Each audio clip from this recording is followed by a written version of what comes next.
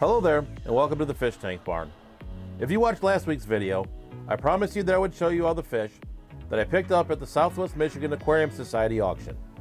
We also had a club meeting where Eric Bodrock spoke as well, which means there were plenty of fish in the mini auction.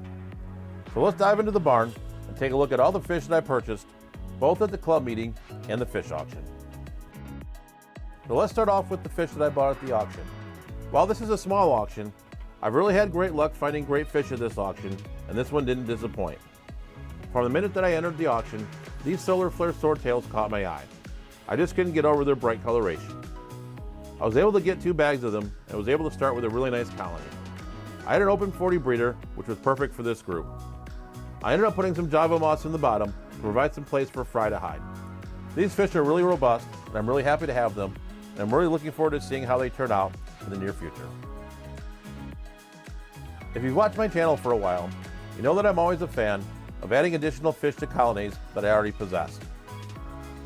As you can see here, I clearly have plenty of Iliodon furcidans, with the colony right now consists mostly of large adults. There were some fry that came up for sale, and they weren't really being bid on, so I decided it was time to add to my existing colony. If you look at the smaller fry in the video, a fair number of them were the fish that I purchased at the auction. Well, I really enjoy this tank. This is a group of fish that I plan on moving to a larger tank here in the near future. I originally bought a group of xiphidium at the American Live Bear Association auction last year. Unfortunately, I was only down to 1 fish. Thankfully, someone who also attended the ALA was able to breed them, and I was able to purchase a pair at this auction. Based on the conversation I had with him, I decided to relocate this group of fish to a new 20-gallon tank with some Java moss on the bottom. I also increased the flow in the auto water change to keep this tank cooler in the summer. This is a wild type platy species that I really enjoy. I'll keep you updated in the near future on how this colony progresses. These Skiffia multipunctata are one of my favorite Goodeid species in the hobby, with the location from Aquarium being absolutely stunning with their black and yellow markings. I had unfortunately lost 2 of the original 4 that I purchased at this auction last year, so I was really happy to be able to add 2 more pairs to this group. This is one of the most beautiful Goodeid species in the hobby, as one of my favorite species. This fish is native to the states of Jalisco and Michoacan in Mexico, where it inhabits small lakes and river channels. I went and reread some of the information from the Goodeid Working Group website, and it appears that this species only spawns in the springtime, so I'll have to keep my eye out for some fry. Based on what I read on the Goodeid Working Group website, I may make some adjustments to this tank as well. I'll keep you posted on how it turns out. The variatus from Rio Coacuilco is one of my favorite wild-type platy species. I already have a pretty good colony going in this 37-gallon cube, but there were quite a few bags of these fish, so I was happy to be able to add to this colony. This is a really unique platy species where the males can have different tail colors from red, orange, yellow, or even clear. This is an absolutely beautiful fish that I'm happy to keep in my fish room. And also a fish I would recommend that everyone keeps at least once. Now let's go ahead and switch gears and talk about the fish that I got from the club meeting. Eric's talk on breeding Corydoras was outstanding, and I really enjoyed it. With that being said, the mini auction for this meeting was larger than normal, which meant there were some really great fish up for auction.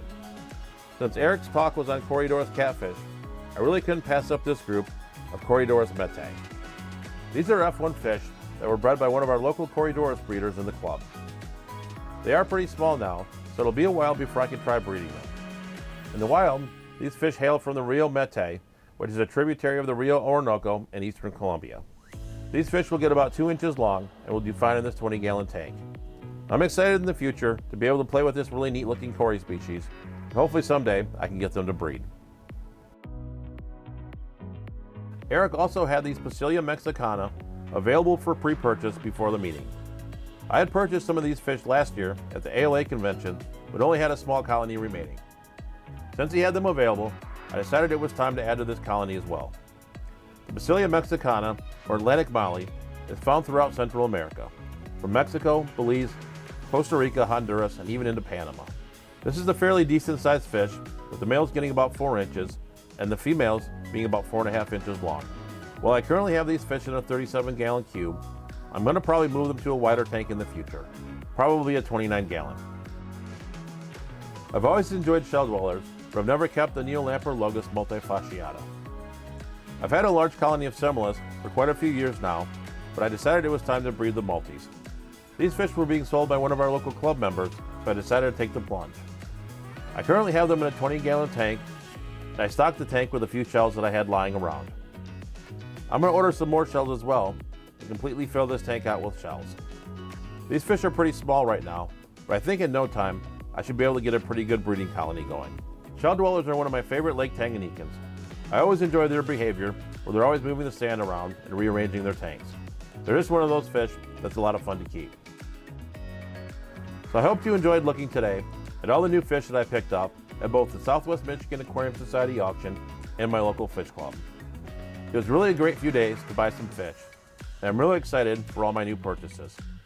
If you missed out on my video on the Southwest Michigan Aquarium Society auction, I'll go ahead and put a link at the end of this video where you can click on it and watch it. So with that, stay safe, stay fishy, and I'll see you on the next video.